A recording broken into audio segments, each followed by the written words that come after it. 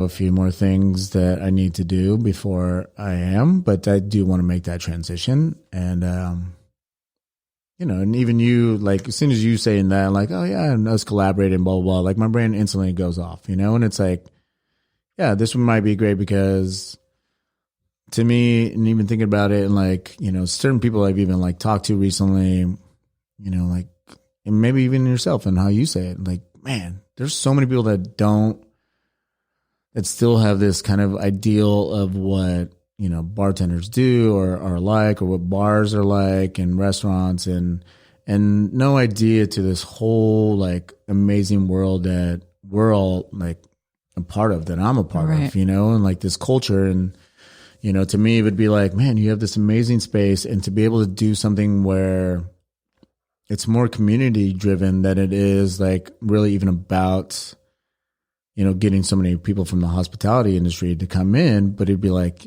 yeah, let's educate everybody else in this community and really kind of get up to par on like what is happening.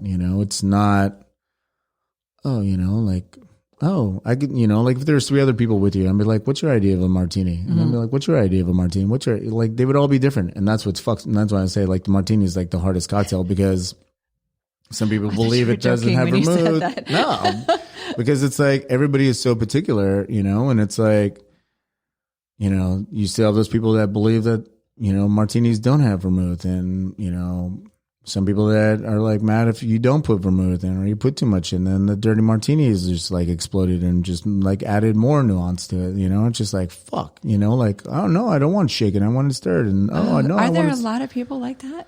Yeah, it's like ordering coffee. Like I feel like a barista at that moment. Like, oh yeah, I don't want that milk, and I need it at this temperature, and I need my foam extra foamy. I think that actually might be why I was a little intimidated when I saw you. Actually, to take a little side note there, because I only knew how to order a martini one way. It's because my best friend is gluten free, so she only orders a Tito's martini. Yeah, and then you get that. And so I was like, I don't even know. I don't know what's a cool vodka, what's not. So I just went in there and was like, this version of a martini. I've never had any other version. Yeah. The truth is I'm the type of person who will, I would walk up if I were smart and I would be like, make me a martini your favorite way. Yeah. Because I don't know anything about it. Like but then tell me later what it is if I like it, because I really want to order it again. Yeah, which is, and I've had that happen. I've done that. And then, it's just like,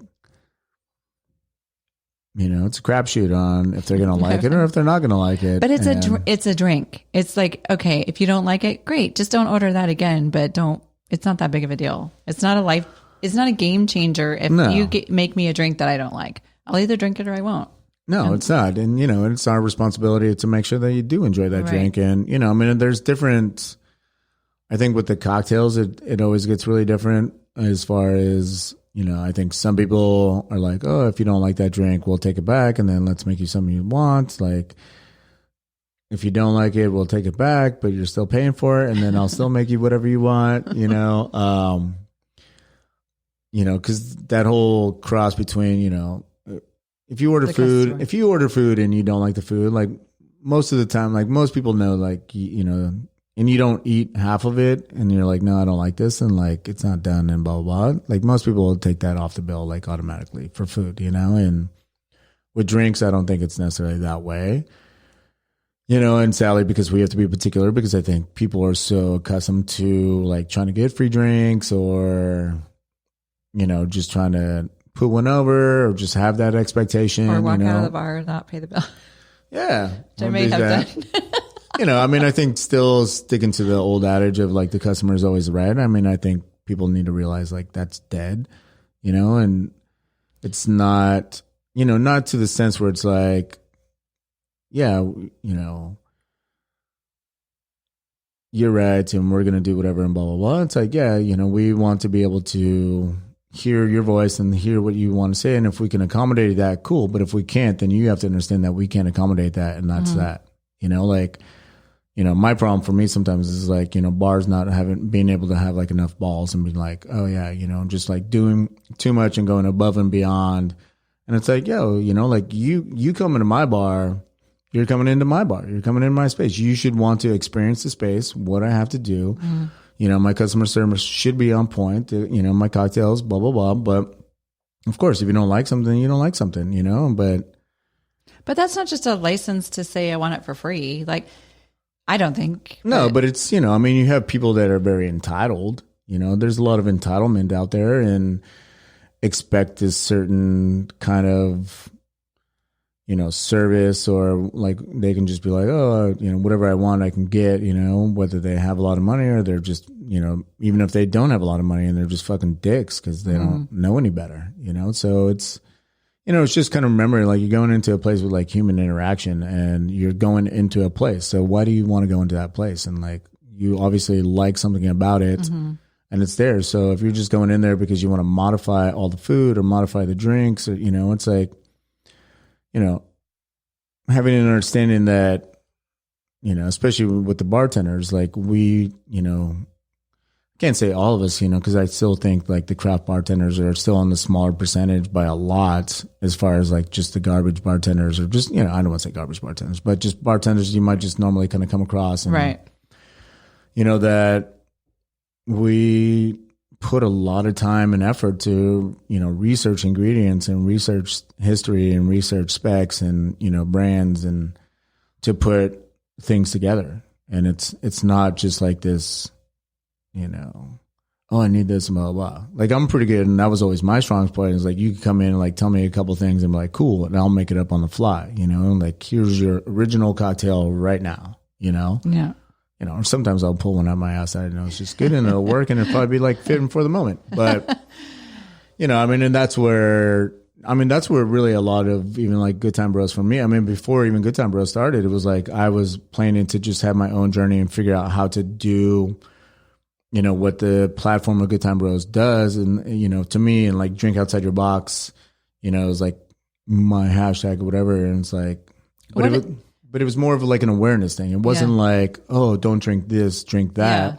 It was like, try something different. Just come into a place and be open to drinking something, and, but also be aware of like where you're at, like if you're at the Hideaway, like don't order a Vesper, like don't order something like that, like know your place. Right. Like we all have to do. I go in there, I'm like, give me a High Life and a fucking shot, like perfect. That's all I want. I went just recently, or not recently, in the last year. One of the, that's what I love about Color Street here is there's so many new people I've met, and we all do different things outside of work. But this, one guy that works here, he took me on the tour of basically Petaluma's best dive bars, which I had never done. And that was the first time I went to the Hideaway. And I went to Gale's first. Yeah. And I was like, wow, this is an experience. They definitely need to turn the lights down a little bit in that place. Yeah, it can be bright in there, yeah, for sure. And then anyway, we ended up at the Hideaway and I loved it. I thought it was great.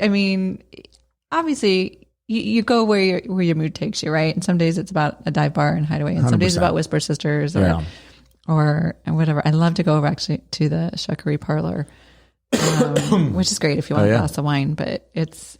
what up, Clemence? What? Oh, she's great. Yeah. She's the freaking best. She's best. Yeah. She's the best. She came here. She's actually, we do some wine events here at Color Street, and she's poured her family's champagne a couple of times. She's been great. But I want to know, like, so you had a vision for Good Time Bros when you started, which was when? 3 years ago. I guess we're getting close to like 4 years. Okay. What's your dreamy vision now? Like, if you could sit here and be like, hey, universe, throw everything I want in my lap, what's that going to be? And by the way, can you pour some of that tequila? You want some tequila? Yeah. Jeez. You've been teasing me with it for an hour now. You want some Blanco or Repo? We'll start with the Blanco and then can we just put you in charge? I'm not working right now. I'm off duty. You're off duty. What? Generally speaking, I'll pour some of the Reposado and then. Thank you. Generally speaking, I know why what the difference is between Blanco and Reposado, but generally speaking, is there one that tends to be better than the other because it's aged or not aged, or no? It's definitely all preference. Generally with the Blancos, this is a big fucking pour. Yeah, man. That's all right. Cheers. Grande Vejo. How you doing? Grande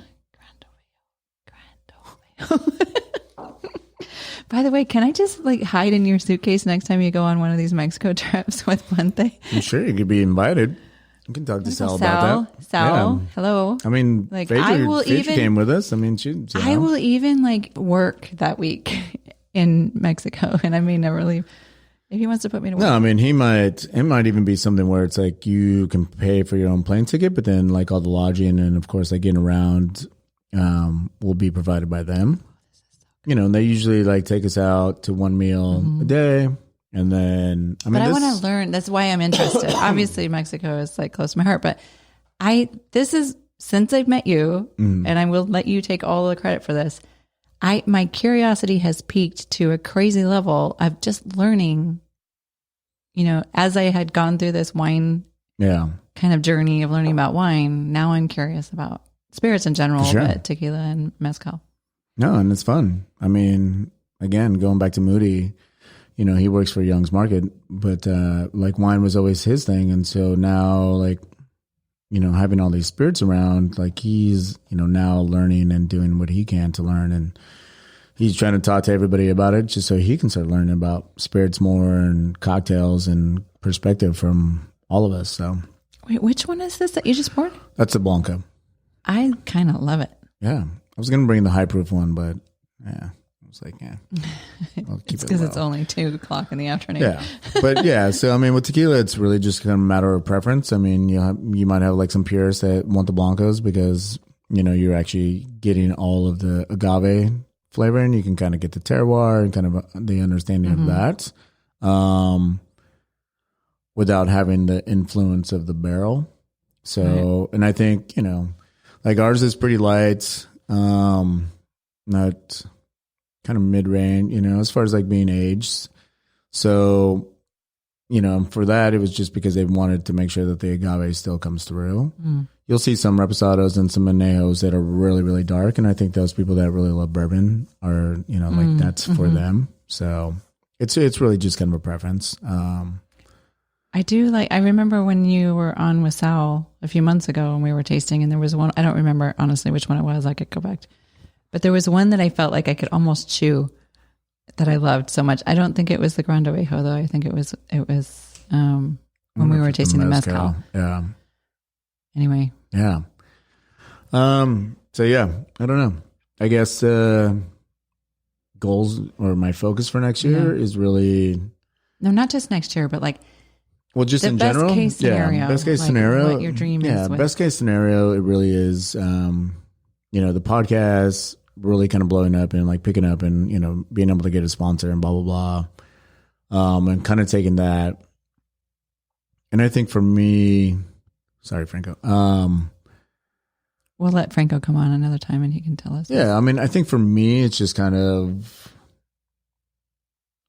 trying to really get to where a lot of the, you know, what I really kind of envisioned for Good Time Bros. And I think we were kind of on pace for that.